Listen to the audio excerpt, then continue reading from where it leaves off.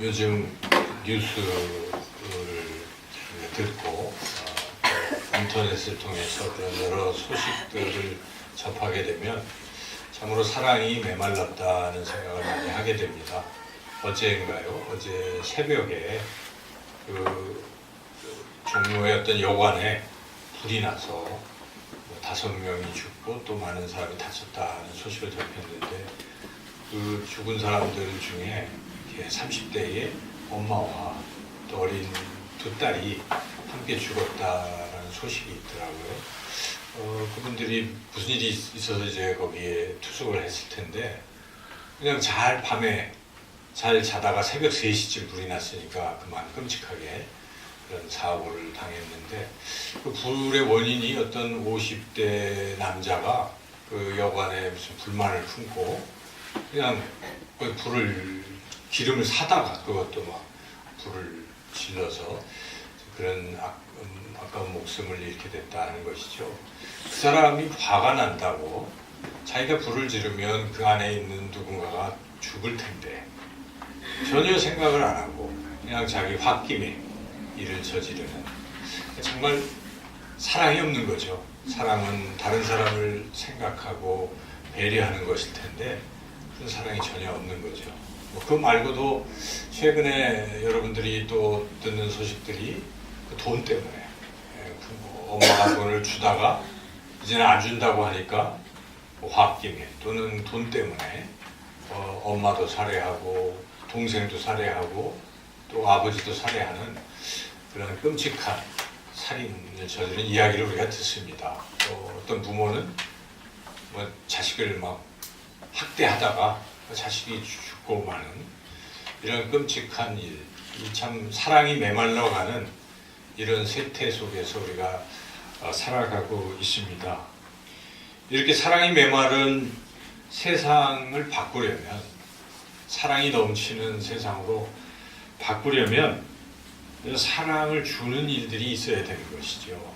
누군가 사랑을 자꾸 주면 그 사랑은 또한 전염력이 있어서 또 사랑하게 된다는 것이죠. 제가 얼마 전에 어떤 분이 카톡으로 글을 하나 이렇게 보내셨어요. 그래서 제가 꼼꼼히 읽어봤는데 이런 내용입니다. 여러분도 아마 뭐 그런 카톡이나 이런 글 통해서 또 보셨을지도 모르겠는데 이 한 버스에 이렇게 기사 한 분 계시고 그리고 거기에는 한 중년 남성이 하나 있고 어린 이제 소녀, 아마 초등학생인 것 같은데 소녀가 이렇게 셋이 타고 있었습니다. 이제 버스가 이제 정차를 해서 손님이 타고 있는데 한 할아버지가 이제 이렇게 올라탔어요. 근데 할아버지가 차가 막 출발하는데 돈을 뭐 넣거나 뭘 해야 되는데 카드를 하든지 기사분에게 말을 하는 거예요. 제가 돈이 없습니다. 미안합니다. 이렇게 사정을 했어요.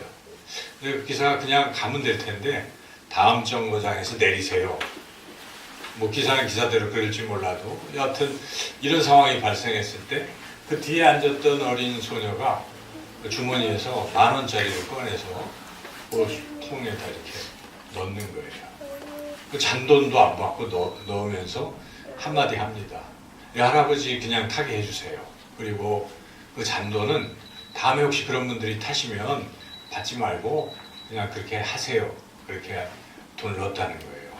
뒤에서 50대 중년이 그 할아버지가 그런 일이 있을 때 그냥 가만히 있다가 그 소녀가 그 하는 모습을 보고 마음에 큰 찔림이 있었어요.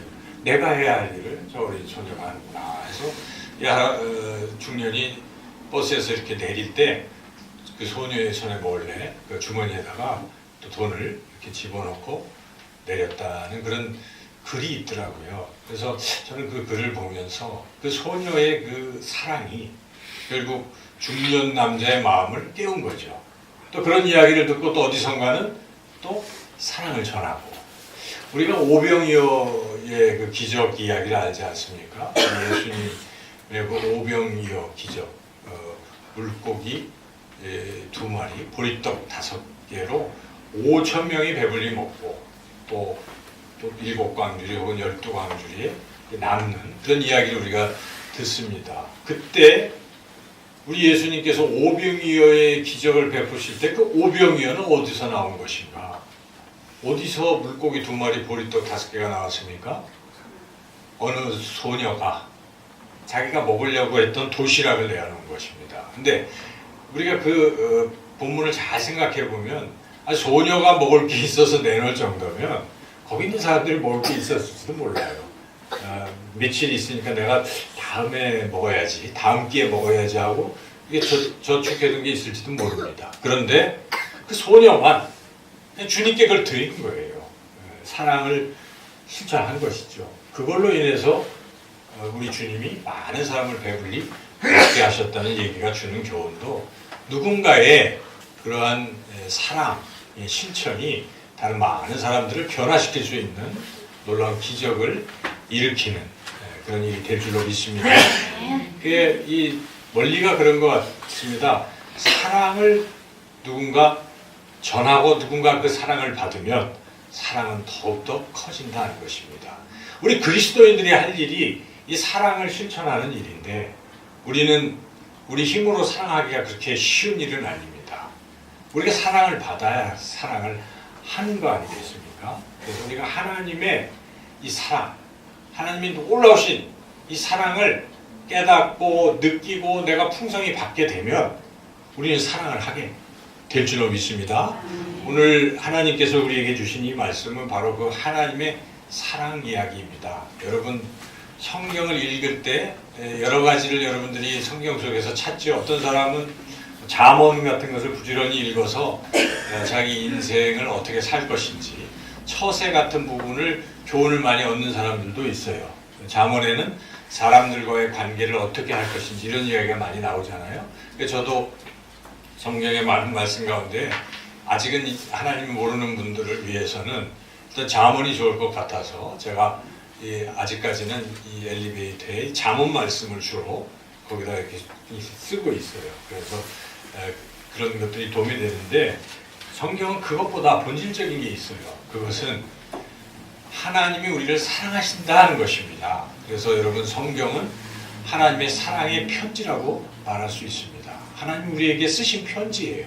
사람들 통해서 쓰게 하신 편지입니다. 그래서 여러분들이 성경을 부지런히 많이 읽는 사람들은 하나님의 사랑으로 충만하게 될 줄로 믿습니다. 특별히 오늘 우리가 읽었던 로마서 8장에는 하나님의 사랑 이야기가 아주 듬뿍 담겨 있습니다.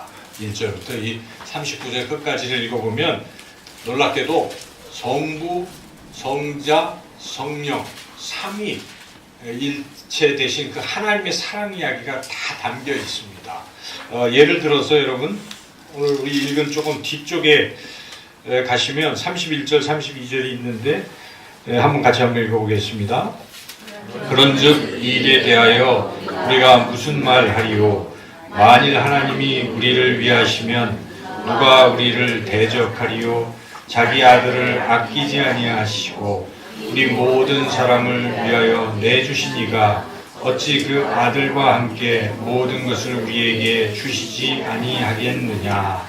여기는 하나님 아버지의 사랑이죠. 하나님 아버지께서 자기 아들 독생자 예수 그리스도를 우리에게 아낌없이 내어주시는 그 사랑을 말하고 있습니다. 그것까지 내어주셨는데 하물며 무엇을 아끼시겠냐는 것입니다. 하나님은 우리에게 풍성히 주시는 분이신 줄로 믿습니다. 구하는 자에게 하나님 주시는 것입니다. 하나님 우리를 사랑하시기 때문에 사랑하는 자녀들에게 그 풍성한 것을 우리에게 주신다는 것입니다. 그것이 하나님 아버지의 사랑인데 또한 우리는 오늘 로마서 8장에서 예수님의 사랑도 우리가 알 수가 있는데 바로 그 밑에 34절 35절 같이 한번 읽겠습니다. 누가 정죄하리요? 죽으실 뿐 아니라 다시 살아나신 이는 그리스도 예수시니 그는 하나님 우편에 계신 자요 우리를 위하여 간구하시는 자시니라. 누가 우리를 그리스도의 사랑에서 끊으리요?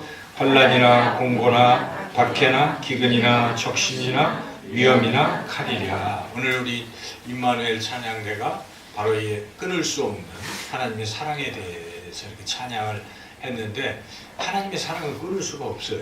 그렇죠. 그 어떤 죽음도 그 어떤 것도 하나님의 사랑, 우리를 사랑하신 사랑을 끊어낼 수 없다는 것입니다. 하나님의 사랑은 그렇게 위대한 것이죠. 그런데 바로 예수님의 사랑도 그렇게 끊을 수 없는, 그리스도의 사랑, 35절의 사랑도 끊을 수 없는 사랑이라 하는 것이죠. 그런데 그 사랑을 구체적으로 34절에서 말씀하고 있습니다. 그는 죽으셨다는 것입니다.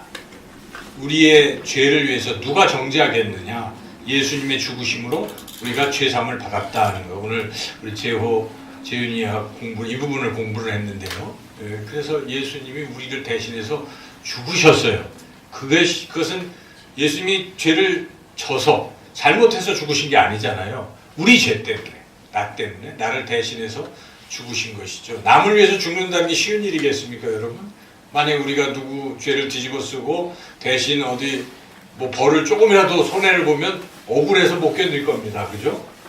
본의 아니게 내가 그렇게 당했다고 생각하면 막 화가 머리끝까지 날 텐데, 알면서도 일부러 자신의 생명을 내주시면서 우리 예수님은 그렇게 죽으신 것입니다. 우리가 십자가를 바라볼 때마다 이 예수 그리스도의 그 크신 사랑을 느끼게 되는 것이죠. 여러분, 십자가의 사랑이 여러분 마음속에 있습니까?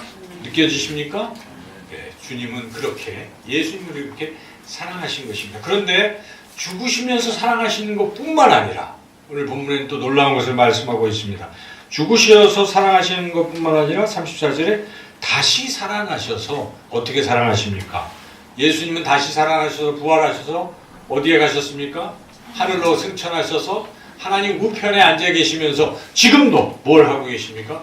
우리를 위해서 기도하고 계신다는 것입니다. 그렇게 우리를 위해서 간절히 기도하시는 얼마나 크신 사랑입니까? 이것이 예수 그리스도 성자 예수님, 성자 하나님의 놀라우신 사랑이라는 것입니다. 이 로마서에는 이렇게 성부 하나님의 사랑, 성자의 사랑뿐만 아니라 성령 하나님의 사랑도 또한 나타나 있다는 것입니다. 그 성령 하나님의 사랑이 바로 우리가 오늘 읽은 이 두 절의 말씀에 잘 담겨 있습니다. 그래서 오늘 조금 더 우리가 깊이 있게 이 두 절의 말씀을 잘 생각하면서 성령 하나님이 우리를 얼마나 사랑하시는지를 같이 은혜를 나누기를 원합니다. 26절 보시면 26절은 어떻게 시작합니까? 이와 같이, 이와 같이. 성경이나 여러분들이 글을 읽을 때 이런 접속사가 나오면 잘 또 이제 연결해서 이해를 잘 해야 됩니다. 이와 같이라는 게 뭘 말할까? 이와 같이는 바로 앞에서 이야기한 것과 같이니까요. 그 앞에 어떤 내용과 연관이 있을까? 이걸 분석하는 건 쉬운 일은 아니겠죠. 그런데 여러 신학자들이 본문을 잘 분석을 해봤어요. 그랬더니 결론이 여기 이와 같이라는 것은 그 앞단락인 18절에서 25절까지의 내용 중에 어떤 내용을 가리키고 있는 것인데, 특별히 이 26절에서 이와 같이 하고 뒤에 나온 게 성령이 탄식했다 이런 내용이 나오죠. 그러니까 이와 같이 성령도 탄식했다 이런 뜻입니다. 그러면 앞에서는 누구도 탄식하고 누구도 탄식했다는 것이거든요. 그것이 그렇게 탄식한 것처럼 성령도 탄식했다. 그 탄식했다는 말이 22절과 23절에 나오는데요. 우리가 22절, 23절 같이 한번 읽어보겠습니다. 피조물이 다 이제까지 함께 탄식하며 함께 고통을 겪고 있는 것을 우리가 아느니라. 그뿐 아니라 또한 우리 곧 성령의 처음 익은 열매를 받은 우리까지도 속으로 탄식하여 양자 될 것 곧 우리 몸의 속량을 기다리느니라. 22절에는 누가 탄식합니까? 피조물이 탄식합니다. 23절은 우리. 그러니까 피조물은 세상 만물을 말하는 것입니다. 자연, 또 동물, 뭐 식물, 그죠? 이 피조물들도 지금 탄식하고 있고, 그리고 하나님의 자녀인 우리도 탄식하고 있다는 것입니다. 탄식의 내용은 우리가 시간상 자세히 살펴볼 수는 없지만 어떤 고통, 또 무슨 아직 완성되지 못한 것, 몸의 속량 이런 것들로 인해서 지금 탄식하고 있다는 것입니다. 탄식하는 것처럼 26절에 성령님도 말할 수 없는 탄식을 하고 계시다. 지금 그런 뜻이죠. 그러면 중요한 게 이 탄식이라는 게 뭔가를 우리가 또 알아봐야 되겠습니다. 여러분, 탄식이라는 말을 들어보셨죠? 탄식이라는 말을 이제 우리 순수한 말로 한다면 한숨을 쉰다. 한숨. 이렇게 볼 수 있어요. 탄식한다. 한숨을 쉰다. 여러분 깊은 한숨을 쉬어본 적이 있습니까? 살면서 나이가 들면 들수록 한숨이 좀 많아질 수도 있어요. 뭐 한숨 안 쉰 사람이 어디 있겠어요. 한숨. 자기 때문에 나 때문에 뭐 한숨을 쉴 수도 있겠죠. 내가 이걸 해야 되는데 이게 잘 안 됐어요. 그럴 때 여러분 떨어졌다는 소식을 들으면 어떤 마음이 들어요? 한숨이 콱 나오잖아요. 그렇죠? 그리고 또 몸이 의사로부터 통보를 받았는데 아프다는 소리 판정을 받으면 또 한숨이 이렇게 나오는 거예요. 한숨이. 그런데 자기 때문에 나오는 한숨도 있지만 때로는 자기 자식 때문에 내가 사랑하는 사람 때문에 한숨이 나올 수도 있어요. 그가 어려운 일에 처했다는 소식을 들었을 때 여러분 깊은 한숨이 나오는 거야. 걔가 그러면 안 되는데 하고 아파하는 것이죠. 그래서 그러한 깊은 탄식, 바로 누가 그런 탄식을 하신다는 것입니까? 오늘 본문에 성령님께서 그런 탄식을 하신다는 것입니다. 그런데 성령님의 탄식은 너무너무 깊은 탄식이라는 것입니다. 그래서 오늘 본문에 그 성령님의 탄식 앞에 붙은 수식어가 무엇입니까? 성령이 말할 수 없는 탄식. 말할 수 없는 것은 다른 말로 하면 말로 표현할 수 없을 만큼 크고 깊은 그러한 탄식이라는 것입니다. 성령님은 그렇게 탄식을 하는데 뭐 때문에 탄식을 하겠습니까? 우리 때문에. 우리를 위해서 탄식하신다는 것입니다. 그 탄식의 내용이 무엇이냐면 우리의 연약함 때문이라는 것입니다. 우리의 연약함 때문에. 오늘 본문에 이와 같이 성령도 우리의 연약함을 도우시는데 연약함 때문에 지금 탄식하고 있습니다. 연약함은 또 무엇인가? 이 앞에서 이 본문에서 말씀하시는 연약함이 중요합니다. 그냥 내가 생각하기에 연약하다 이게 아니에요. 성경을 읽을 때는 지금 바울이 성령님이 우리의 연약함을 탄식한다 할 때 연약함은 무엇을 가리키는 것인가를 여러분이 성경을 잘 해석을 해야 돼요. 잘 읽고 또 이해하고 거기에 나오는 탄식은 첫째로는 고난입니다. 18절 읽어보겠습니다. 생각하건대 현재의 고난은 장차 우리에게 나타나는 영광과 비교할 수 없었다. 현재 지금 고난을 당하고 있다는 것입니다. 피조물도 고난을 당하고 있고 우리도 고난을 당하고 있다는 것입니다. 성령님은 우리가 당하는 이 고난을 생각하면서 탄식하고 계신다는 것입니다. 그 고난은 여러 종류가 있겠죠. 내 생활이 매우 어렵고 몸이 아프고 인간관계가 또 깨져 있고 등등등 또 내가 이루고자 하는 게 이루어지지 않고 등등 또 누군가 나를 괴롭히는 것 등 많은 이러한 어려움 고난이 있을 수 있어요. 그러한 고난에 대해서 나 혼자서 깊은 한숨을 쉬고 있는 게 아니라는 것입니다. 누가 나보다 더 깊은 말할 수 없는 탄식을 하고 계십니까? 성령 하나님께서 그렇게 하고 계시다. 이런 믿음 여러분 가지시기를 축원합니다. 나 혼자가 아닙니다. 성령 하나님은 내 속사정을 다 알고 계세요. 그래서 나보다 더 깊은 한숨으로 그렇게 나를 위해서 그렇게 탄식을 하고 계시다 하는 것이죠. 그러한 고난에 대한 탄식도 있지만 본문에서 더 중요하게 강조하고 있는 탄식이 있어요. 그것은 우리가 예수 그리스도의 하나님의 아들의 형상만큼 그렇게 변화되어야 되는데 아직 변화되지 못한 것에 대한 탄식입니다. 아직 이루어지지 않은 것에 대한 탄식이라는 것이죠. 여러분 그것은 우리가 28절 9절에서 그것을 알 수가 있는데 29절 같이 읽어보겠습니다. 하나님이 미리 아신 자들 또한 그 아들의 형상을 본받게 하기 위하여 미리 정하셨으니 이는 그로 많은 형제 중에서 맏아들이 되게 하려 하심이니라. 이 로마서에서 지금 계속 말씀하고 있는 것은 우리가 그의 아들의 형상, 예수님의 형상을 본받고 닮아가게 하는 게 목표라는 것입니다. 우리는 그렇게 변화됩니다. 언제 변화되겠습니까? 예수님께서 이 땅에 재림하실 때 우리는 예수님처럼 부활하게 되는 것인데 그 부활의 모습은 바로 예수님처럼 그렇게 사랑이 넘치고 완벽하고 거룩한 존재로 변화되는 것입니다. 그것을 가리켜서 성경에서 어려운 말로 30절에 그 부분에 뭐라고 얘기하고 있습니까? 영화. 영화. 이게 그래서 의롭게 하는 칭의가 있지만 또 성화가 있고 그리고 맨 끝이 무엇입니까? 영화. 그러니까 항상 우리 머릿속에는 나는 어떤 존재로 변화될 것인가? 어떤 존재로 변화되겠습니까? 영화로운 존재. 이 소망이 생기는 겁니다.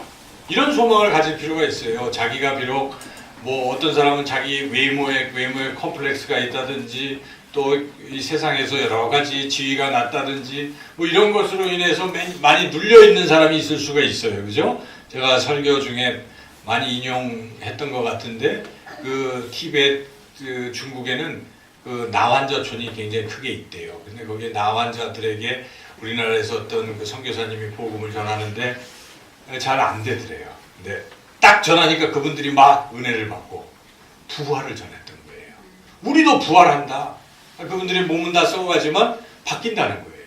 내가 영화로운 존재가 될 것이라는 그런 소망을 갖게 되니까 막 예수님을 믿고 복음이 전파됐다는 것입니다. 여러분, 우리 삶에서 힘들고 지쳐도 내가 어떤 존재가 될 것인가? 나는 예수님 같이 영화로운 존재가 될 것을 믿으시길 축원합니다.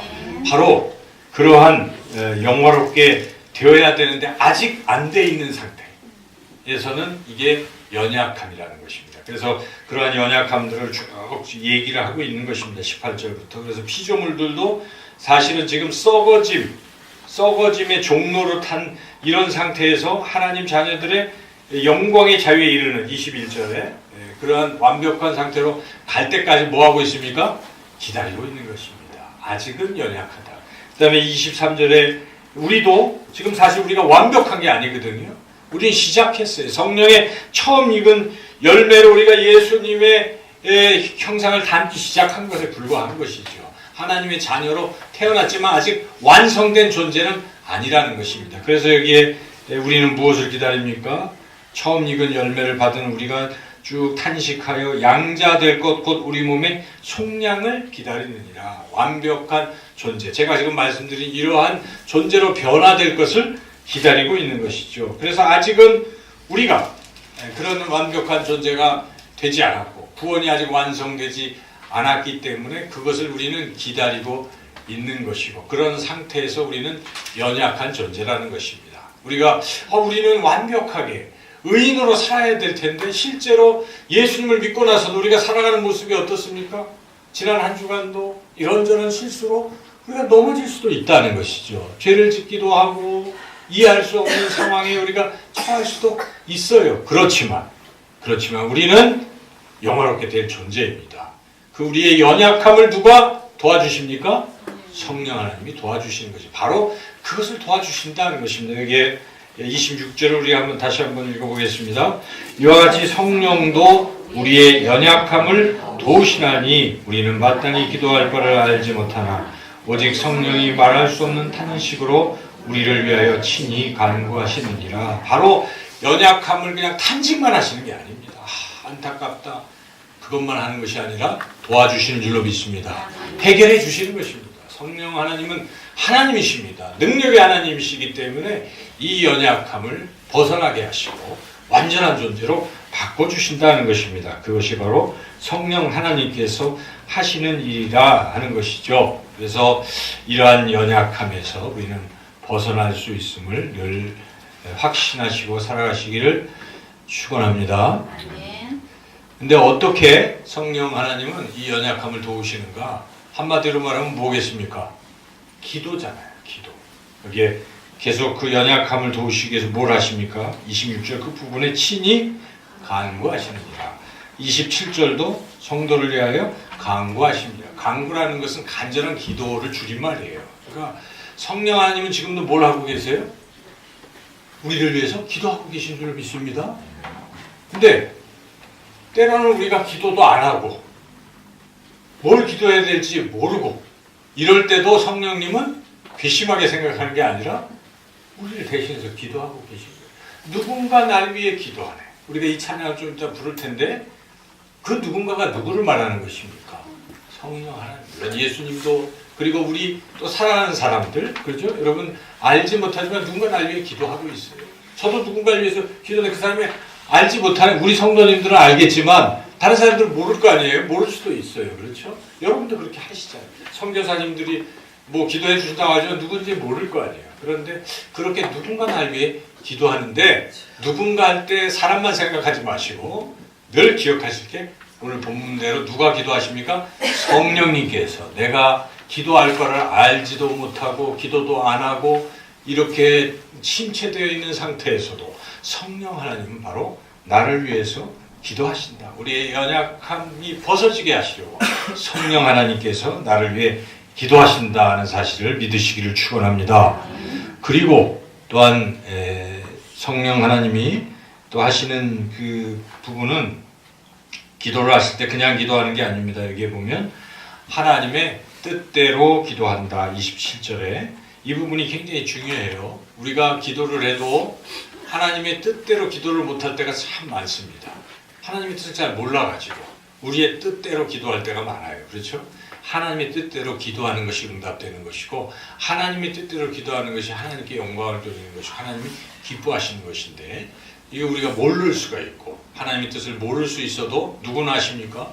성령 하나님은 아신다는 것입니다. 성령 하나님은 우리의 깊은 것도 통달하시는 것이에요. 그래서 성령 하나님은 하나님의 뜻대로 우리를 위해서 하나님의 뜻대로 기도하신다는 이 놀라운 사실을 우리가 늘 기억하시기를 바랍니다.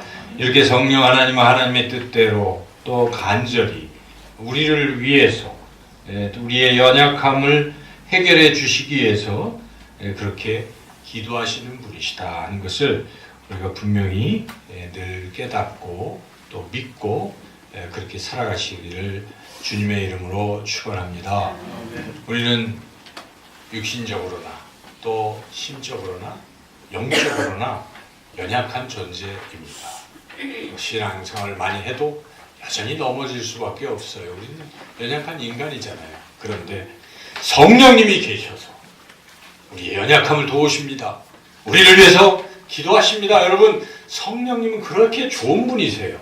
그 성령님이 우리가 교통하시겠다는 것입니다. 교제하시겠다는 것입니다. 이번 한 주간도 성령님과 교제하시면서 새 힘을 얻으시고 승리하시는 저와 여러분 모두가 되시기를 주님의 이름으로 축원합니다. 참